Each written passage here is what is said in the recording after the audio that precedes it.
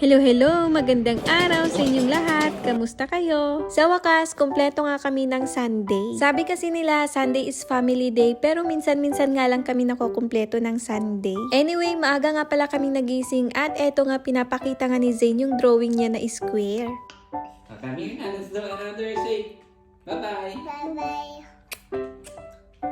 Fast forward, kinahapunan na nga to't natulog nga kami. Kapag nalimpungatan pala si Zane, yumayakap nga siya sa akin. Tapos gusto niya, yakapin ko rin siya para nga makatulog uli. Dahan-dahan ko nga lang inalis yung kamay niya, pero eto nga, nagising na nga siya. Bumangon na nga rin kami at tinignan nga namin kung anong ginagawa nga ng aming daddy. Eto nga, nagtimpla nga siya ng kape niya dahil perfect match nga daw to sa niluluto niya. Meron nga kaming saging na saba at matagal na nga naming binili yun, kaya naman hinog na hinog na. Kaya naman iprinito na nga ni daddy para nga daw may mamerienda kami. Sakto nga din at nung bumangon nga kami ng higaan, gutom na nga din ako. Kaya kahit mainit-init pa nga, sige, subo ng subo. Maski nga rin etong batang to dahil nga gustong-gusto niya nga din yung saging na saba. Tingnan nyo naman kung gaano nga siya ka-happy. O, diba? May papikit-pikit pa nga ng mata. Mama, mami. Mama. Can I have more banana? Banana. Mommy? Say banana. Papapiliin ko si Zane kung ano sa kaling gusto niya. Yan. Yan. One only. Choose one. Choose one. You choose. This one, this one, this one, this one, this one.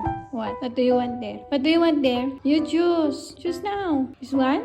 No. This one? No. This one? No. This one? This one? Yes. Okay. Itong mga ilang araw pala, ang dami namin nagastos sa sasakyan namin. Kaya naman tinanong ko nga yung asawa ko. May balak kang bumili ng bagong car? Ano? Magkano may tingin ng bagong new car? Wala na. Tingnan ko lang. Tingnan mo yun. Habang nag-uusap nga kami ni Daddy, etong batang to sumingit nga sa amin. At tulak-tulak nga din niya yung upuan na yan, kaya yung pag-uusap nga namin na udlo. Magpapagupit na nga lang daw muna siya ng buhok dahil medyo mahaba-haba na nga daw yung buhok niya. Nagpaalam nga lang siya sa amin at hindi na nga kami sumama dahil dyan lang naman sa baba. Pagka-uwi naman niya, eto na nga siya at new look na nga daw siya. Kaya naman napagtripan ko nga rin yung buhok ko para new look din.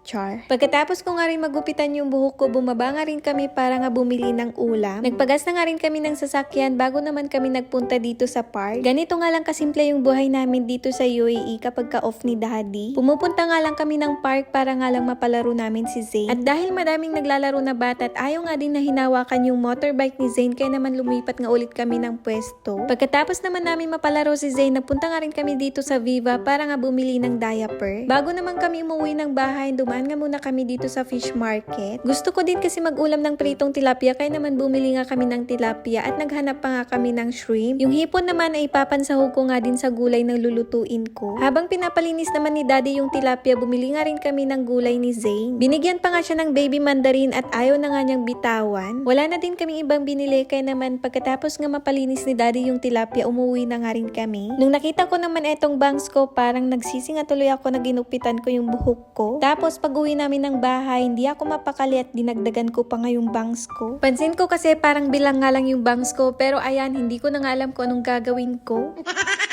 Inaayos-ayos ko pa nga at parang gusto ko pang dagdagan yung bangs ko. Pero baka mas lalo nga akong magsisi. Bago naman kami matulog, eto twinash nga ni Zane yung phone ni Daddy. Kala niya siguro pwedeng basahin yung phone at sinabon-sabon niya pa nga yan. Kaya ano pa nga ba ay napakamot na nga lang ng ulo. O siya, paano? Hanggang dito nga lang muna, sa susunod ulit. Bye-bye, small days. Wait for. Oh, praise.